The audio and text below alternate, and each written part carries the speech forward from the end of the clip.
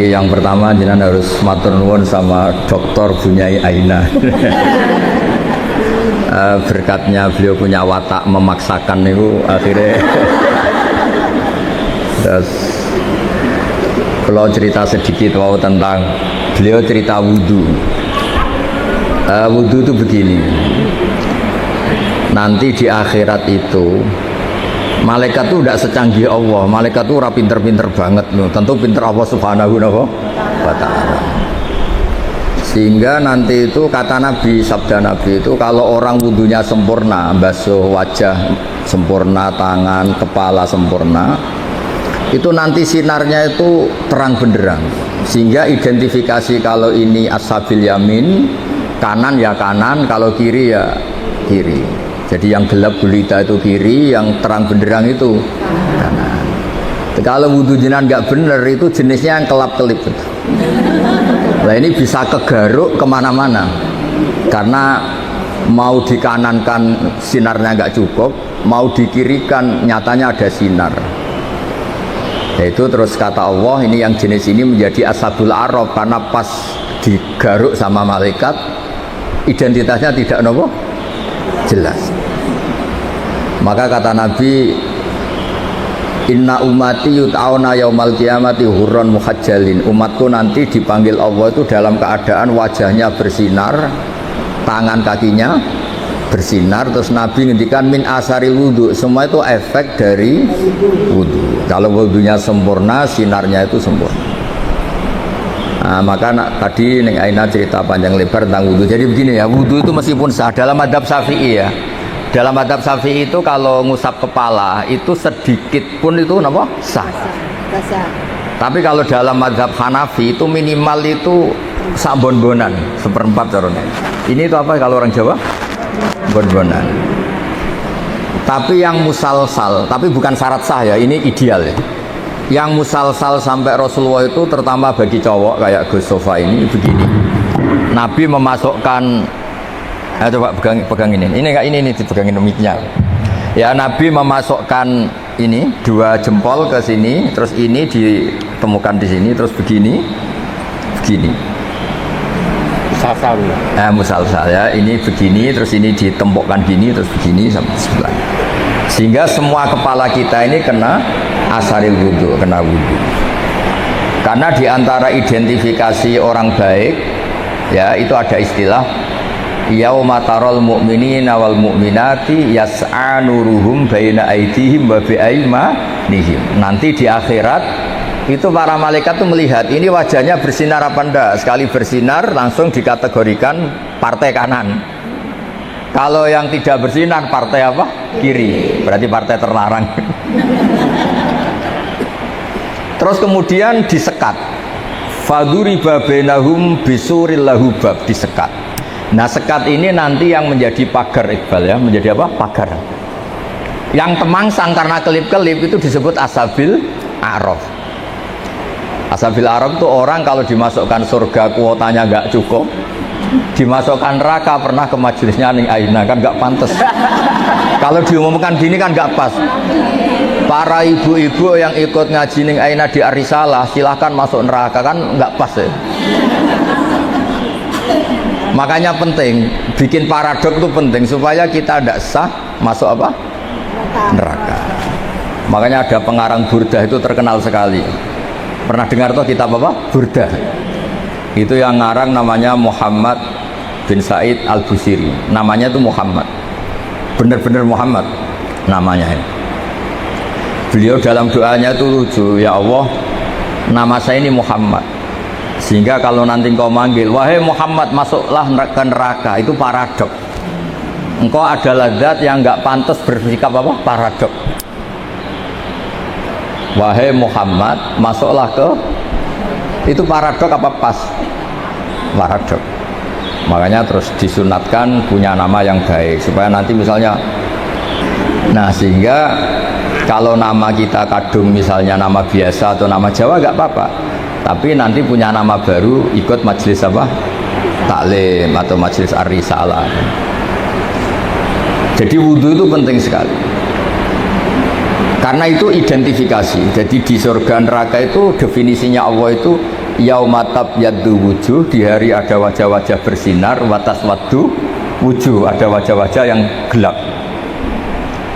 Itu yang menjadi alasan Allah mana yang perlu masuk surga, mana yang perlu masuk neraka. Nah, tentang tauhid supaya sampai tidak terjebak ateis atau komunis. Saya pernah ngaji sama orang-orang Pertamina di pondoknya Gus Zofur Maimun, yang isi beliau sama saya. Ada orang tanya, Gus, andaikan ada orang ateis atau komunis atau non, dia sosialnya bagus tapi nggak iman sama Allah, dia suka bersedekah, berderma, masa ia menjadi ahli neraka? Kayaknya kok kasihan ya. Padahal kata kitab akidah, orang yang kafir tetap masuk neraka meskipun dia baik secara apa? Sosial. Terus saya punya analogi. Analogi itu kias. Misalnya saya punya rumah, ini rumah saya, ada kulkas isinya buah lengkap lah, ada makanan, rampatan, ada semua. Terus ini Gus Iqbal atau Gus Sofa ini masuk, terus ibu-ibu dibagi, ini silahkan makan, silahkan makan. Kira-kira orang itu nganggap Gus Sofa itu baik, nyun sewu, apa maling? Dari segi ngasihnya baik, tapi yang dikasihkan milik orang. Tidak ngakui jasanya yang punya. Ketika Anda baik tapi ateis, silahkan minum, tapi kamu nggak pernah berpikir kalau itu minum itu ciptaannya Allah Subhanahu wa Ta'ala.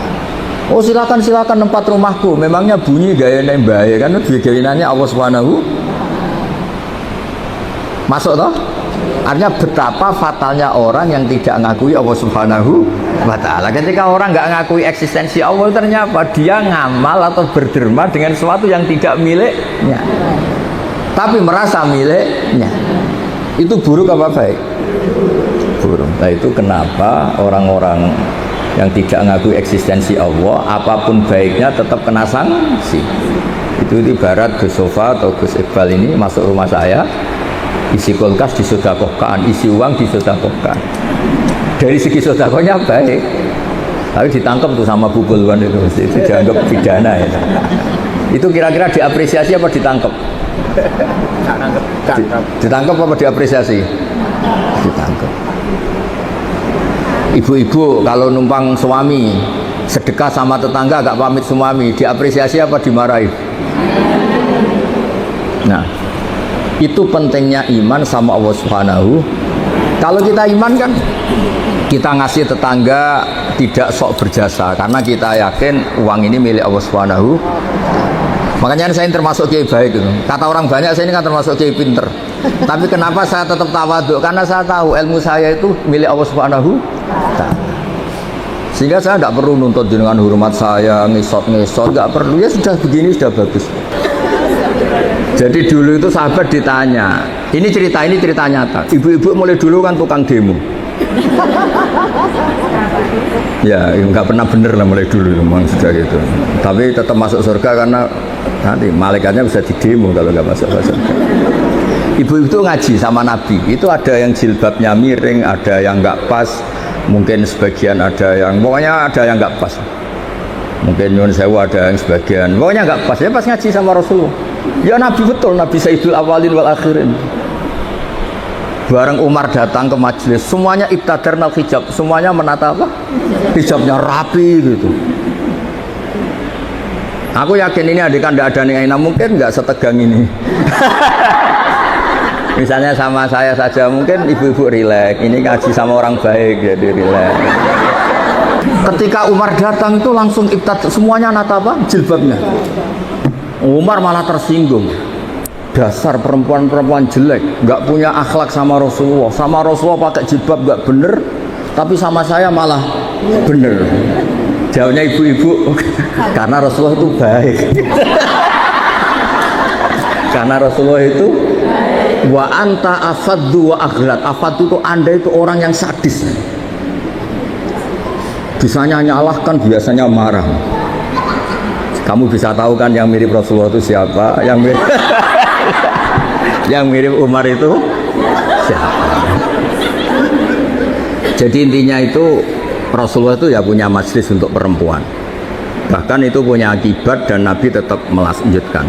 Makanya punya akibat tuh sering ibu-ibu mulai dulu yang engkek ya banyak, yang caper ya banyak, sehingga Aisyah tuh cemburu. Dasar Nisaul Ansor. Caper kali Kanjeng Nabi. Iya, caper kali Kanjeng Nabi. Untung Nabi sudah nggak ada. Kalau masih kasihan tuh kiai-kiai nggak payu jadi kiai gitu. Ya Nabi kan ganteng, sopan. Sehingga terus Aisyah cemburu, Sayyidah Aisyah cemburu, terus Nabi malah muji. Sebaik-baiknya perempuan itu perempuan Ansor, tidak malu tanya urusan apa? Agama. Tapi Aisyah tetap melihat itu sensitif ya, cemburu. Karena kadang tanyanya perempuan Ansor itu sampai urusan privat, urusan khas perempuan, tentang menyelesaikan haid itu gimana, mandi dari haid gimana. Saat itu kan belum ada syariat, belum ada pondok, belum ada majelis taklim. Jadi memang yang menerangkan harus Nabi sendiri. Jadi semuanya itu ada resiko. Kalau perempuan nggak diajarin nanti nggak tahu cara bebersih, cara sesuci. Kalau diajarin istrinya cemburu. Jadi kayak itu repot. Ya terus makanya terus banyak yang kayak saya terus nganggep lucu saja. Kalau nggak dianggap serius tuh repot. Ya jadi Umar ya tak teruskan lagi. Sampean tahu kan sekarang siapa yang Umar? Umar marah. Ya aduati anfusina, wahai perempuan yang nakal-nakal. Harusnya Rasulullah ahakku ayyahabna. Rasulullah itu lebih berhak kamu takut, kamu wibawa, kamu hormati. Kenapa sama saya terus? Ya karena Rasulullah itu lebih baik, Anda ini kasar. Semenjak itu ya makanya terus orang hubungan dengan Allah juga sama. Kamu punya utang orang 1 juta atau 10 juta, nggak bisa nyaur itu nggak berani ketemu. Tapi kamu sering melanggar perintahnya Allah, itu kita istighfar ya nyaman. Dengan segala kesalahan kita mengadu ke Allah ya nopo nyaman. Sehingga Allah ini nyata sebagai Rahman Rahim itu nyata. Coba ya, Anda pakai motor teman kamu gadekan, itu nggak berani ketemu. Tapi kita pakai sarannya Allah, mulai oksigen, langit, bumi, semuanya kita pakai. Padahal kita sering salah, mungkin sholat kita tidak benar. Tapi istighfar tetap nyaman, nyebut asma Allah ya tetap nyaman. Saking baiknya Allah Subhanahu wa Ta'ala. Sehingga tetap bikin nyaman orang-orang yang meskipun sedang tidak dekat. Makanya ada sebuah hadits qudsi ngendikan, wahai Daud ini nabinya Allah. Saya dengan orang yang lari dari saya itu aswaku, sangat-sangat sayang. Nah di Indonesia kebetulan Torekoh itu bersanad sama hadis-hadis seperti ini. Sehingga nggak ada kita adat kiai ngecap orang yang enak. Ngecap itu mensetip masih. Mungkin sebagian kita orang Indonesia masih banyak yang judi online, mungkin sebanyak yang kecanduan narkoba, sebagian kita mungkin masih korupsi, sebagian kita masih nggak bener. Tapi karena agama ini bukan mengadili atau terus membasmi, tapi agama ini membenahi. Kalau ada jalan rusak itu dibenahin apa terus nggak dijadikan jalan? Tetap jalan tapi dibenahin. Kalau rumah ada tikus itu rumahnya dibakar apa tikusnya yang disuruh mirih? Nah, gara-gara sanat-sanat seperti itu sehingga alhamdulillah Masya Allah enak kerennya kayak gini tuh peduli, takut umatnya Nabi itu wudunya salah, sholatnya salah, zakatnya salah, tidak kok malah ngadili dasar bego, dasar goblok, enggak, dibina. Sehingga jenengan harus bersyukur dengan metode seperti ini meskipun yang ngeri-ngeri sedap. Saya nggak bayangkan, andai kan saya ini kan sudah kiai top, itu kalau kesini itu ya gimana? Lo tanyain anak-anaknya tadi nyogoi kopi saya itu belum loh. Saya datang belum sampai 5 menit belum ada kopi loh. Kok ngaji Gus loh? Orang nggih itu bisa saking baiknya atau saking takutnya. Kayaknya yang kedua. No. Nah, jadi oh kanda nih. Di sini aja masih diteruskan. Gimana kalau nggak ditodong? Oh. Nggak ditodong. Pakai mic, ngamuknya pakai mic biar dengar.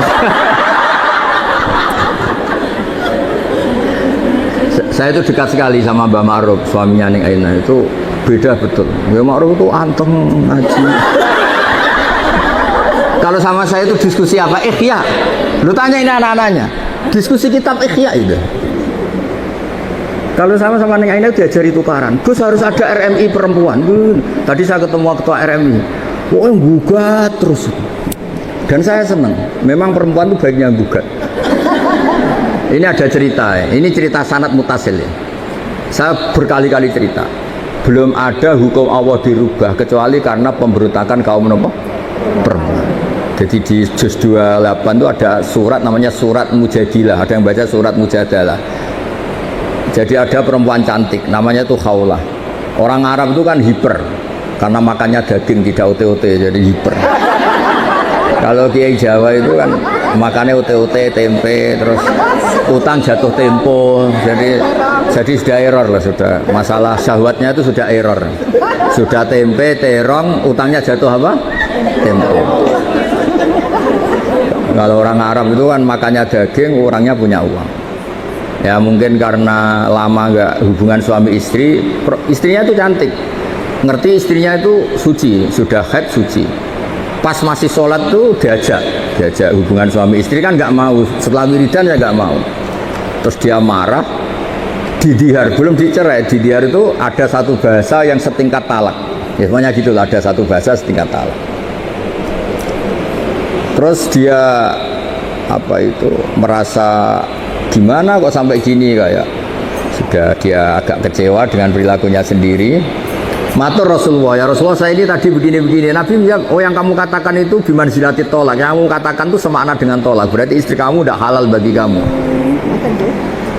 Ya lelaki yang manduk-manduk, meskipun dia tuh ya iman istrinya cantik kok hilang. Waduh, gara-gara kata itu terus kehilangan apa? Istri. Dia kayak gimana gitu. Kehilangan istri cantik itu kan berat. Kehilangan istri jelek aja berat apalagi. Kadang ada yang jelek rezekani gitu. Sama Gus, ya. Punya suami ganteng juga medeni Gus. Ganteng punya uang nih, nak kere gak berarti medeni. Karena kalau ganteng kere itu terus error ya, nggak menarik ya. Terus ngowah-ngowah kayak orang. Walhasil terus ya sudah hukumnya itu cerai. Si suami ini langsung nurut sama Nabi, kehilangan istri. Pulang. Kata istrinya gimana kata Nabi? Dihukumi cerai. Wow, dilabrak Nabi ini perempuan ini. Dilabrak. Ya Rasulullah ini hukum apa? Enggak benar hukum yang kamu katakan tuh enggak benar. Ini hukum apa? Apa-apaan ya? Kalau saya dicerai ketika masih cantik enggak apa-apa ya. Lelaki itu sudah menghabiskan muda saya, cantik saya. Ketika cantik saya, muda saya hilang, terus kamu hukumi cerai. Kalau dulu nggak apa-apa, sekarang saya ini sudah tua. Saya ini punya anak banyak. Kalau dirawat dia, mesti terlantar, katut babon lain katanya. Kalau dirawat saya perempuan nggak bisa cari apa? Nafkah. Kalau bikin hukum yang benar, Nabi bilang sementara hukumnya hanya gitu, memang hanya gitu sementara. Lu itu perempuan tadi saking kacaunya bilang gini nih sama Rasul, ya nanti engkau saya laporkan Tuhan bahwa anda ini tidak serius. Karena itu jadi nabi hukumnya harus dievaluasi. Nah agak perempuan nggak bisa. Dia pulang tapi perempuan ini religius. Dia sujud berdoa ya Allah kasih tahu nabi engkau bahwa kalau bikin hukum jangan begitu. Itu malaikat datang ke Rasulullah. Mat turuti ya repot song wedok. Saya tuh berkali-kali loh ketemu ireng ditodong Gus siapa suruh ngaji. Saya biasa bilang enggak ya. Jadi kalau ras terkuat di dunia yang ngomong itu bisa masalah besar. Jadi itu Rasulullah Nabi dikomplain. Makanya cerita itu sebagian tuh nggak bener. Katanya ada kiai itu cerita nanti bidadari di surga tuh cantik-cantik. Sudah cantik nggak bawel, sudah cantik nggak bawel, terus nggak minta uang belanja, uang salam, pokoknya baik. Terus ada santri bilang, Pak Yai, Bu Nyai di belakang baru datang, tapi paling cantik yang dari dunia. Kok bisa hanya ada tambahan itu kan? Saking takutnya. Akhirnya hukum dihar itu tidak sama dengan tolak. Makanya ada surat ini sofa tahu Iqbal. Qad sami Allah qala allati tujadiluka fi zawji. Allah itu mendengar perempuan yang bantah kamu. Tujadiluka itu bantah, komplain. Kayak apa perempuan? Hukumnya Allah aja dilawan. Kondang ya, pokoknya prestasinya itu hebat. Sinten Gus? Ya tadi Khawlah tadi. Dan penerusnya maksudnya. Khawlah dan apa? Dan penerusnya. Tapi itu menjadi berkah. Andaikan tadi perempuan tadi tidak komplain, mungkin tidak ada hukum seperti itu. Jadi makanya komplain itu penting kalau sudah muqaddar. Jangan pernah dengar kan sholat itu pertama 50 apa 50. Itu berkahnya Nabi Musa yang tukang komplain. Kalau tidak ada komplain bisa 50. Jadi berkah komplainnya Nabi Musa itu kayak Neng Aina, dia kan tidak model gini, mungkin saya tidak ngaji sama teman. Misalnya loh, beliau berakhlak karimah kayak orang Jogja. Ngapunten Gus, nak menawi kerso, ngaos, nak boten nggih mboten dadi penggalih, nderek lah. Wah, aku mesti milih enggak, yakin milih enggak. Kira-kira lah, andai kan Neng Aina kayak orang Jogja sesopan itu, saya ngaji apa enggak? Oh enggak, pasti enggak. Itu butuh teror, itu butuh teror. Saya itu berkali-kali di Sidogiri, di pondok-pondok itu kan masih keluarga itu. Mesti ya monggo Gus nak ngaji, aku muni sesuk ya sesuk gak apa-apa engko. Nah kali ini enggak. 5 menit. Jadi ya. Tadi saya baru asik cerita-cerita sama Mbak Anwar.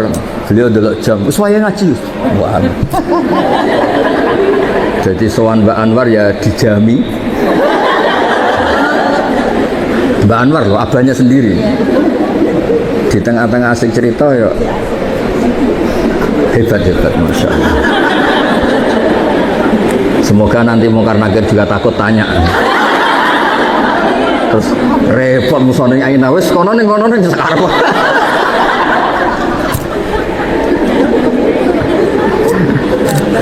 Jadi Allah itu memang zat yang luar biasa. Sesuatu itu kalau didesain sesuai awalnya itu mesti bagus. Meskipun kita kadang tidak cocok. Misalnya perempuan itu komplain, itu ya memang Allah desain gitu. Mungkin baiknya komplain.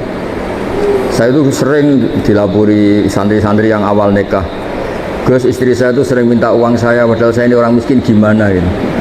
Tak jawab, ya sudah minta lelaki lain. Wah jangan Gus. Langsung berarti itu ya memang sunnahnya perempuan mau minta uang siapa kalau nggak sama. Ada yang cerita lagi, Gus istri saya sering marah sama saya gini. Ya sudah biar marah sama tetangga. Jangan terus nanti malah gimana? Artinya apa? Ya sudah desainnya perempuan tuh minta sama suaminya marah itu desain yang apa? Bagus. Maka para lelaki harus nikmati itu, harus mulai nikmati itu.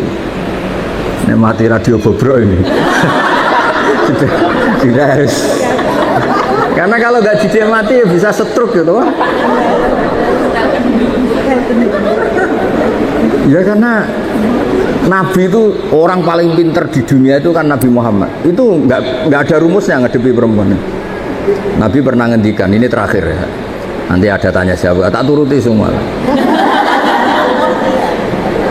Ada Nabi itu ditanya gimana Nabi menghadapi perempuan. Perempuan itu khuliqat min dilain awas, dari iga yang apa? Bengkok.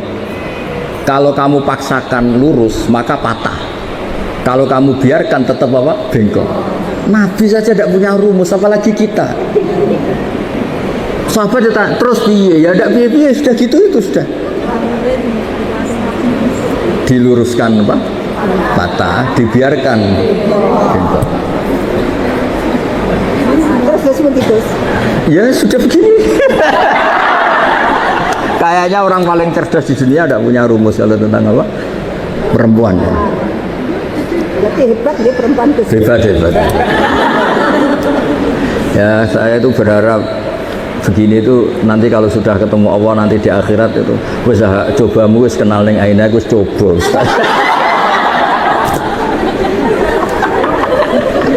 Insya Allah berkah dicoba ini min ahli apa? Jannah.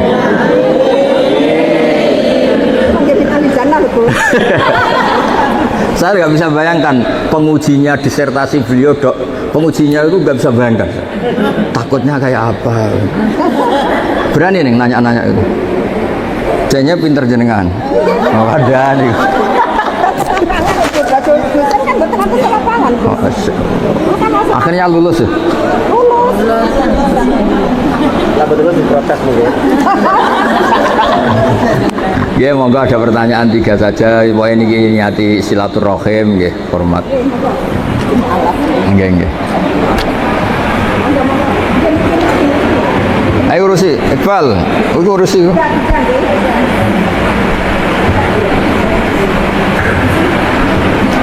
PCR, bukan PCR. Apa? PCR. Oh, nggih, monggo, monggo. Waalaikumsalam, nggih. Nggih berdiri mawon, berdiri tegak mawon nggih. Ngapunten, dalam itu kan keluarga besar Nasrani. Nggih, nggih. Terus saya sampun alhamdulillah sampun wa'ala. Nggih. Namanya siapa? Dalam Lilis biaya. Panggilannya apa aja panggilannya? Lilis. Lilis ya. Iya. Dalam engkang dalam tanyaan ini, Iya. apakah nama baptisan Iya. yang dibawa mulai kecil kalau sudah malam itu harus ganti apa tidak? Oh, oh ya ya. Terus kebetulan almarhum bapak Ya. bapak masih Nggih. di Singapura. Nggih. Datang seharian itu kan di Nggih. nonton salib itu Nggih, nggih. di Natal terus. Nggih, nggih. Terus terakhir dalam pas aku nonton kajian sederek, Nggih. ibu bapak sederek nonton. Nggih. Dalam saat mereka ngopeni paling ingkang gangguan jiwa. Nggih, nggih. Paling itu mboten kromo. Nggih. Kadang sok ngamuk terus. Nggih. Kalau yang pun dalam harus ajri. Nggih. Umpami dalam saat ngamuk itu dalam model datang Satpol PP maupun Nggih. dinas sosial Nggih. maupun dalam salah. Nggih, nggih, nggih. Nggih, nggih. Nggih, nggih, nggih. Nggih, nggih. Dalam itu kan rumian yang ngasih datang perbankan. Nggih, nggih. Ini kok harus sumbiku. Nggih, nggih. Kata yang kamu tak mau sama pensiun. Nggih. Ada kan perbankan dibutuhkan oleh Nggih, masyarakat. nggih, nggih. Kadang riba Nggih, nggih, nggih. memang dibutuhkan oleh Nggih, nggih. masyarakat. Nggih, nggih. Nggih, nggih. Salam warahmatullahi wabarakatuh. Ya satu-satu aja biar fokus ya. Ya ini yang lain meskipun tidak tanya ikut dengerin ya karena ini ilmu. Terus yang jelas itu Bu Lilis harus syukur ya. Syukur dikasih hidayat Allah Subhanahu wa taala. Berkahnya syukur ini bisa mengabaikan hal-hal kecil yang mungkin masih mengganggu. Ya saya ulang lagi, berkahnya syukur ini bisa mengabaikan hal-hal kecil yang apa? Mengganggu. Misalnya Anda itu buka puasa dengan nasi kualitas beras paling rendah, minum teh ya kualitas paling rendah, minum kopi. Tapi karena sangat lapar, sangat haus, itu seneng sekali. Ya sama mungkin orang-orang yang dulu pernah tidak Islam, itu kan ibarat kalau terus itu kan nyuwun sewu menurut keyakinan Islam kan bahaya sekali. Sekedar selamat meskipun adnas salamah dengan standar paling apa? Minimal, paling rendah, tetap itu luar biasa. Jangan sampai setelah kita Islam masih ngeluh, sayang bapak saya belum Islam, mbak saya belum Islam, karena ini hanya mengganggu apa? Syukur. Ya itu hanya mengganggu apa?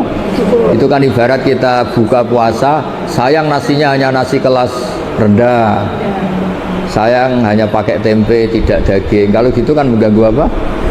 Syukur. Nah, jadi itu satu. Kedua soal nama itu dulu meskipun lewat baptisan itu tidak ada pengaruhnya, tidak punya akibat di status keislaman. Jadi nggak perlu diganti boleh. Nggak perlu dibuang, nggak perlu diganti. Terus soal perbankan itu masyhur itu di fatwa NU. Sesuatu yang remang-remang, misalnya tadi Ada orang punya utang 1 juta, disuruh nyaur 1.100.000, tentu seperti ini sepakat itu riba. Tapi kalau sistem itu beda dengan personal, sistem itu beda dengan personal. Memang kita tidak boleh bilang langsung halal karena bisa saja lebih dekat ke definisi apa riba. Tapi ya jangan langsung bilang haram, jangan-jangan tadi seperti kata beliau memang itu kebutuhan.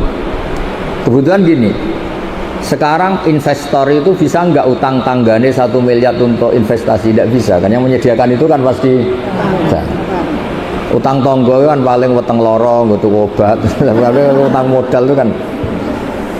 Nah tidak apa-apa, hukum nggak jelas itu nggak apa-apa. Kalau harus nggak jelas ya sebaiknya nggak jelas. Makanya di Nabi itu ngendikan halal ya jelas, haram ya jelas, tapi selalu ada antara halal dan haram. Itu jadi kalau yang makanya dulu Mbah Maimun itu sering bilang, tapi tidak kritik ya, Bu Lilis sering bilang usahakan sama-sama urusan dengan bank itu bank pemerintah atau bank negara. Karena itu kalau misalnya ini salah dan memang misalnya benar-benar riba, sakeliru-keliru negara itu untuk pakai sarana umum. Bayangkan keliru sekalipun, bayangkan keliru, apalagi kalau tidak keliru. Tapi saya ulang lagi, bukan berarti terus menafikan yang swasta, bukan. Tapi ini cerita kalau ada pilihan. Misalnya gini, haji lewat negara sama swasta, sakeliru-keliru negara karena negara. Misalnya gini contoh gampang. Kemenak atau haji atau di lembaga-lembaga sosial negara Kemensos atau BUMN tentu salah itu banyak sebagai manusia. Di sekeliru-kelirunya negara ada PLN, ada jalan, ada jembatan. Yang kembali ke rakyat itu jumlahnya tetap apa? Besar. Misalnya Kemenak ya pasti ada salahnya, namanya manusia. Tapi ada kantor KUA, ada sarana prasarana, ada penyuluhan, ada gedung apa? Haji di mana-mana. Sehingga swasta ya baik menopang pemerintah, tapi kalau sama-sama milih itu yang mendekati darurat Bu Lilis memang sistem apa? Negara. Artinya sesuatu yang dengan tanda kutip awalnya nggak boleh untuk menjadi boleh kan nunggu status darurat. Dan yang sering darurat adalah keputusan apa? Pemerintah. Misalnya menetapkan Syawal, secara ilmiah orang Indonesia tuh banyak yang mandiri bisa falak, banyak. Tapi kan subjektivitasnya tinggi. Makanya kemarin yang Kemis saja ada, bukan sekedar yang Jumat, yang Kemis saja ada. Ya kan? Nah, ikut pemerintah itu menjadi lebih baik, tapi tidak harus juga di bab Syawal. Pemerintah sendiri kan membolehkan beda. Pemerintah sendiri membolehkan apa? Beda. Ya jadi boleh kalau masalah perbankan itu sudah didiskusikan, tentu ada kadar lebih yang pengganti administrasi sebagai pekerja, ada lebih yang karena memang mendekati definisi riba itu kan kita tidak pernah tahu. Lebih itu kan ada lebih yang karena memang terus nilai uang, kan macam-macam. Nah, menurut saya hal yang kita tidak harus tahu persis nggak apa-apa kita bilang. Karena Nabi ngendikan apa? Ada halal jelas, ya ada haram jelas. Tapi di tengah-tengah itu tidak jelas. Kayak jenengan jadi istri itu tanya sama suami kamu, istri baik apa enggak? Mesti suami kamu kalau pas tidak ada kamu bilang jelek. Pas ada kamu bilang apa? Yang benar itu menurut saya itu tidak baik, tidak jelek. Kalau dibilang jelek, nyatanya anaknya banyak, berarti kan rukun. Ya kan baik kan, bisa kumpul anaknya banyak. Dibilang baik, ternyata suami kamu tambah hari tambah elek, tambah trauma, tambah dan dekati musibah lah. Jadi sesuatu itu yang tidak jelas itu nggak apa-apa kita bilang nggak halal haram, jangan bilang wah berarti ini nggak tegas. Nggak bisa seperti itu. Ada hal-hal yang memang nggak perlu kita. Misalnya ibu-ibu gini secara fikih, gimana hukumnya ibu-ibu muslimat yang masih cantik datang ke pengajian? Sama lihat di kitab-kitab fikih itu diharamkan selagi mungkin bisa tanya sama suaminya atau kiai setempat yang nggak perlu keluar ke arisalah. Tapi misalnya itu dipraktekkan, mana ada wong itu ngaji mek tanggane ora seneng mergo ora iso kluyuran. Aku yakin. Enggak, sama jawab ya. Ngaji di sini sama datang ke Rembang seneng mana? Seneng ke Rembang karena keluyuran. Ternyata apa? Wisata religi itu ada wali orang Tuban, kan ada walinya Sunan Bonang. Tapi ya seneng saja kalau ziarah ke Syarif Hidayatullah, karena ada keluyurannya. Kalau dia seneng wali kan cukup wali tetangganya kan bisa.